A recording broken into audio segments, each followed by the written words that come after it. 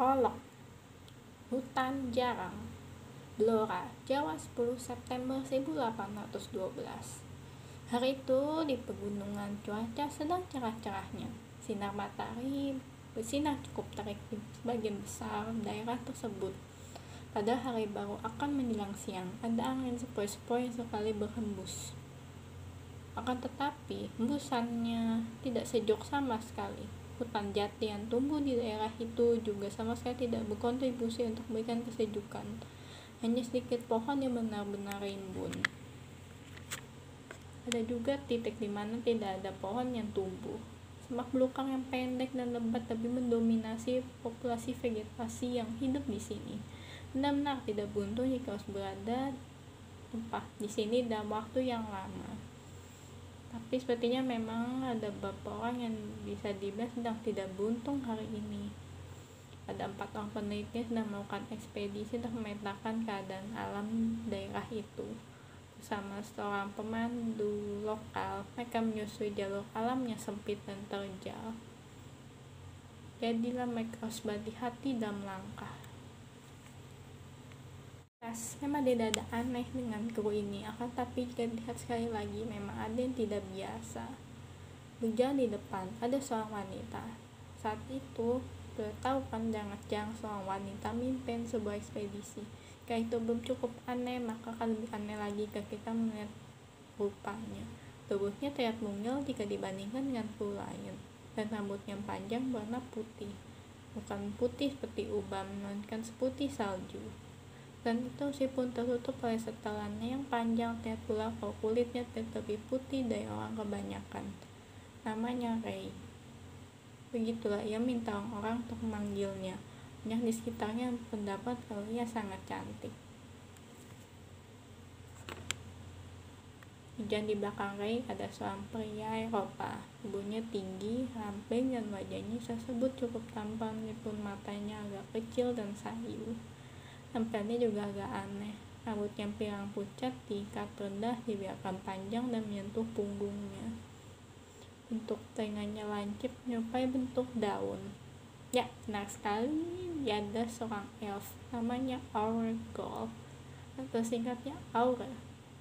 Ini ada seorang peneliti yang diajak dari Alfheim, sebuah negara kecil, kerajaan kecil entah berantah di Skandinavia sana. Wajahnya dan lihat masa membuat matanya kecil jadi tambah sipit.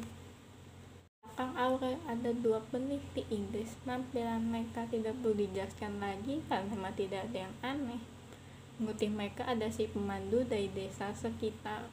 Berlima mereka terus berjalan menembus hutan yang jarang tersebut, ditemani suhu yang semakin panas dan sinar matahari yang semakin terik. Suhu yang panas itu membuat Aure Gold bersungut-sungut. Udara sekitar sedikit lembab membuatnya bersin sesekali. Ia berharap misi ini akan cepat selesai agar dia bisa meninggalkan hutan sial ini. Tapi akan sangat tidak mungkin untuk meninggalkan misi yang sudah setengah perjalanan. Aku udah tidak tahan lagi, keluhnya. Aure, ada apa? Jangan ngeluh terus, semangat. Ray melihat ke belakang berusaha menyemangati si elf muda hampir menangis itu. Semangat apanya? Nona, kau sudah tahu kan kalau kami para elf sangat tidak menyukai cuaca yang panas dan lembab.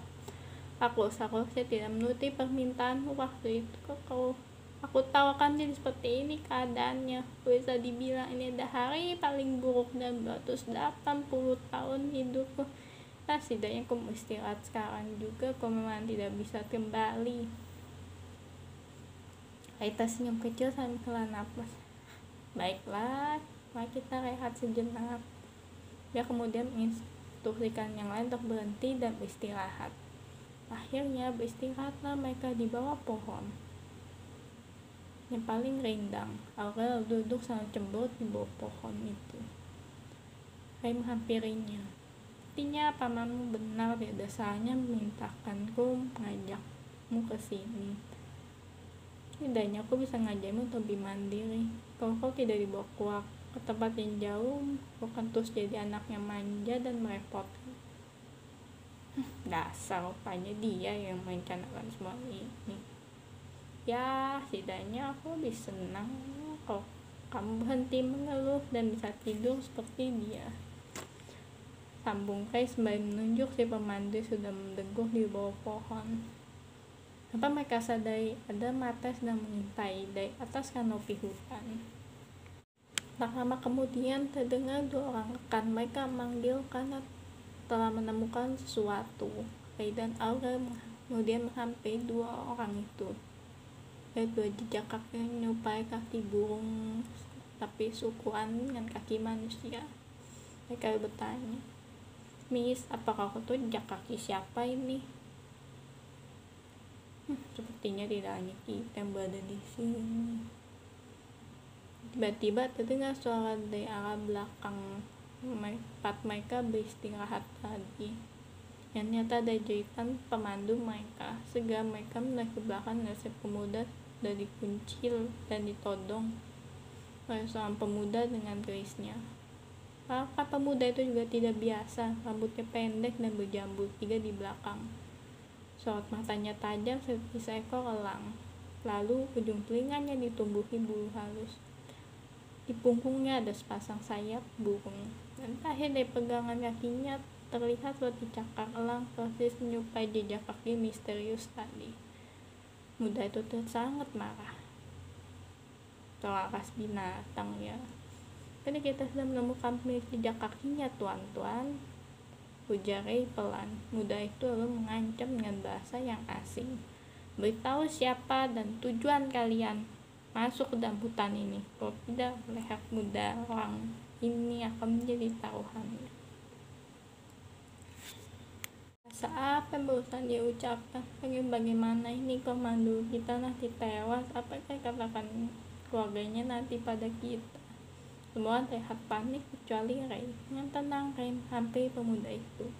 Dengan kemampuan adi biasanya Ray menawar memori si pemuda itu dan melihat kejadian apa yang telah muda tersebut alami sama hidupnya.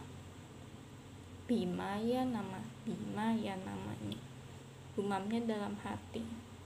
Ray dengan hati-hati mulai berkomunikasi dengan pemuda itu. "Bima, tolong lepaskan orang itu, dia tidak bersalah. Kamu hanya takut dengan orang pada kejadian itu saja kan? Tenang, kami bukan seperti itu. Kami hanya sekedar lewat saja di sini." "Tunggu, siapa kamu? Bagaimana kau bisa tahu namaku, bahasaku, bagaimana kau bisa tahu apa yang aku pikirkan?" Perlahan Bima si pemuda itu menurunkan kerisnya serta melonggarkan kuncian lengannya, membebaskan sandranya. Penasaran, Bima mendekati Ray dan menatap tajam wajahnya. Kemudian matanya menoleh kepada kru lain yang masih ketakutan. Jadi kalau mereka tidak terlihat berbahaya, Bima mengumbar pelan, "Sepertinya aku masih bisa percayai kalian semua."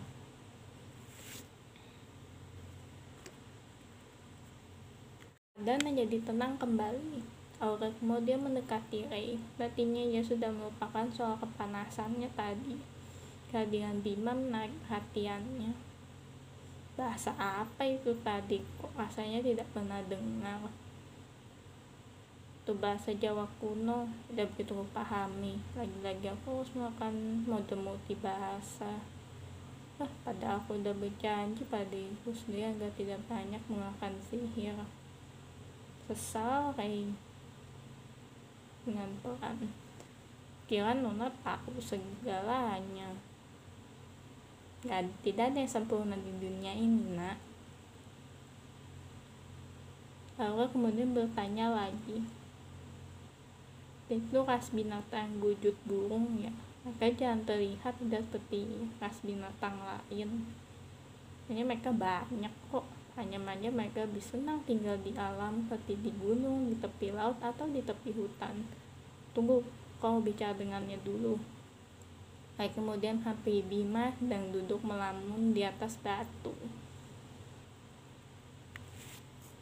Mata-mata dari sebuah kerajaan mengasingkan diri setelah sebuah kekacauan. Kau mengetahui juga kejadian itu. Jawab Bima pelan. Aku mau katakan, aku juga mengetahui semua seluk-beluk kehidupan semua orang di sini. Apa yang mereka lakukan di masa kecilnya, bahkan mungkin apa yang memalukan lalu ditutup-tutupi.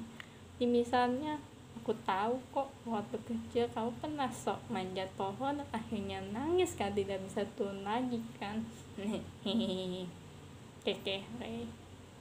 Hentikan, aku tidak mau ingat itu lagi. Hei, bentar. Jika memang gitu, memang benar. Aku bukan manusia biasa. Kalau manusia biasa tidak mungkin bisa tahu rahasia seseorang tanpa diketahui sebelumnya. Apakah kau seorang dewi? Masa sih? Kita baru bertemu hari ini dan kau sudah pikir macam-macam. Mau ke manusia atau tidak akan jadi masalah kan? Anggap saja kok aku punya kemampuan istimewa.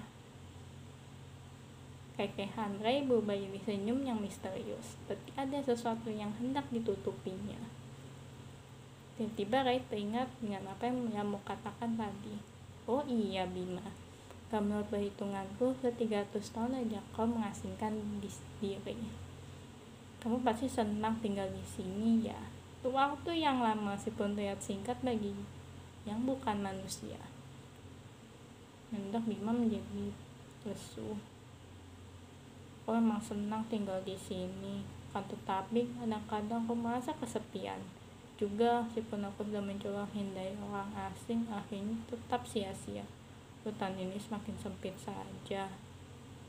Bolehkah aku mengusulkan sesuatu? Ikutlah dengan kami, kembali ke peradaban. Mungkin kau bisa melakukan sesuatu yang lebih dengan orang banyak. Apakah kau mau? Tawari. Bima mengangguk. Oh, baiklah kalau gitu, ikutlah dengan kami, karena kita sudah sepakat.